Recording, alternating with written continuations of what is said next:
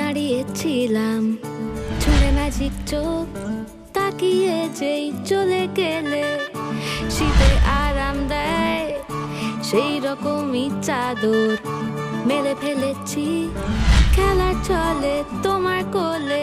এভাবেই গল্প হয় আমাদের রূপকথায়, এভাবেই গল্প হোক আমাদের রূপকথায়।